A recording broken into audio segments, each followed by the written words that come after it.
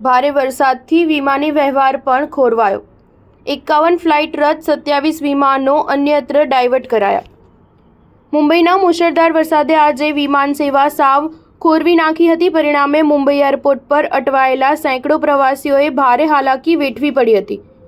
સોમવારે 51 ફ્લાઇટ રદ કરવામાં આવી હતી અને 27 ફ્લાઇટ બીજે વાળવામાં આવી હતી। સોમવારે વહેલી સવારથી જ એકદમ ધૂંધળા વાતાવરણમાં રનવે બંધ કરી દેવામાં આવ્યા હતા। બંને રનવે બંધ થતાં 51 ફ્લાઇટ રદ કરવામાં આવી હતી અને મુંબઈ આવતા 27 વિમાનોને અમદાવાદ, હૈદરાબાદ અને ઇન્દોર તરફ વાળવામાં આવ્યા હતા। મુંબઈ એરપોર્ટ પરથી ફ્લાઇટ પકડવાની રાહ જોઈને બેઠેલા સંખ્યાબંધ એર પેસેન્જરો માટે રાહ જોયા સિવાય બીજો કોઈ વિકલ્પ ન હતો।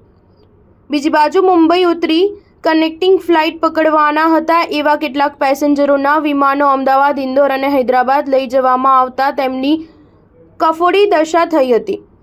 લાર્સન ફર્નાન્ડીસ નામના પેસેન્જરની આજે મુંબઈથી દુબઈ અને દુબઈથી ઇટલીની કનેક્ટિંગ ફ્લાઇટ હતી।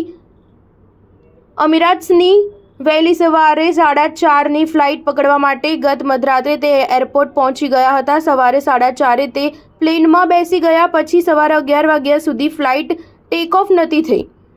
પરિણામે સવારે દુબઈ પહોંચી ત્યાંથી 9 વાગે ઇટલીની ફ્લાઇટ પકડવાની હતી એ ચૂકી ગયા હતા। બીજી તરફ અમુક પેસેન્જરો તો પશ્ચિમના ઉપનગરોમાં જળબંબાકાર સ્થિતિને કારણે ટેક્સી કે પ્રાઇવેટ કારમાં સમયસર એરપોર્ટ પહોંચી નહોતા શક્યા।